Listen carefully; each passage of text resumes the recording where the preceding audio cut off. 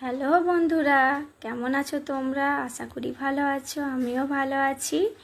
আজকে কোথায় যাচ্ছি বলো তো? আজকে শ্রাবণ মাসের দ্বিতীয় সোমবার, তার জন্য বাবার মাথায় জল ঢালতে যাচ্ছি। তাই ঋত্বিকা রাশিব স্কুল যাওয়ার পরেই স্নান টান করে নিয়ে রেডি হয়ে গেলাম।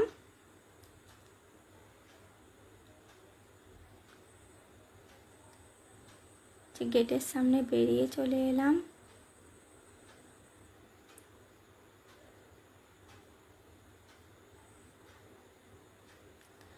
রোদ হালকা হালকা উঠেছে আজকে, হালকা হালকা মেঘও আছে, হালকা হালকা রোদও আছে। ভালো ওয়েদার, খুব ভালো লাগছে। সকালের পরিবেশটা খুব সুন্দর লাগে, দেখতেই পাচ্ছ তোমরা। চারিদিকে সবুজ সবুজ, দেখতে কত ভালো লাগে। চলে এলাম।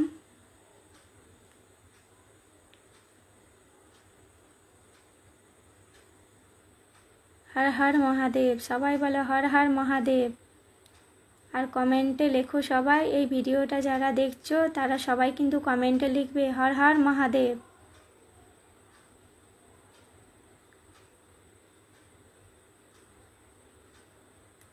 সত্যি বাবার মাথায় জল ঢেলে মনটা খুব শান্তি হয়।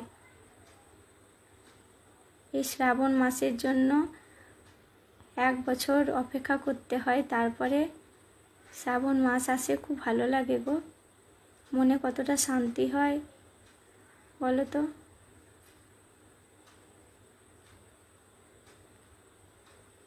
আগেই বাবার মাথায় জল ঢেলেছিলাম, তখন ভিডিও করতে পারিনি, কারণ বর আর আমি দুজনে একসাথে জল ঢালছিলাম। তার জন্য হয়ে যাওয়ার পরে প্রণাম করছি, তখন একটু ভিডিওটা করলো বর মশাই।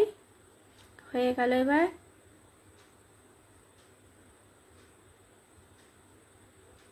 চলে এলাম পুজো দিয়ে। সকাল সকাল হয়ে গেল পুজো, বা ঘরের পুজো তো করা হয়ে গেছে, ঘরের পুজো করেই গেছিলাম। তাই শিব বাবার মন্দিরে, দুটো মন্দিরে জল ঢাললাম। কারণ স্কুল ছেলে ঋতিকা রাজদীপ স্কুল গেল, তাদেরকে গাড়িতে চাপিয়ে 7:15 ছেলেটা স্কুল যায়, চাপিয়ে তারপরে স্নান টান করে ঘরের পুজো করে তারপরে মন্দিরে গেলাম। এই মাত্র এলাম, হলো পুজো। শুভ সোমবার। হর হর মহাদেব সবাইকে জানাচ্ছি। সবাই খুব ভালো থেকো, সুস্থ থেকো, এভাবেই হাসি খুশিতে যেন তোমাদের দিন কাটে। বন্ধুরা, তোমাদের কার কার শিব বাবাকে জল ঢালা হয়ে গেছে আজ শ্রাবণ মাসের দ্বিতীয় সোমবারে? একটু কমেন্টে বলবে। আমার তো ঢালা হয়ে গেল আজকে, দুটো মন্দির গেছিলাম, ঢেলে এলাম। ঘরের ঠাকুরকে ঢালা হয়ে গেছে। তোমরা কখন ঢাললে একটু কমেন্টে বলবে।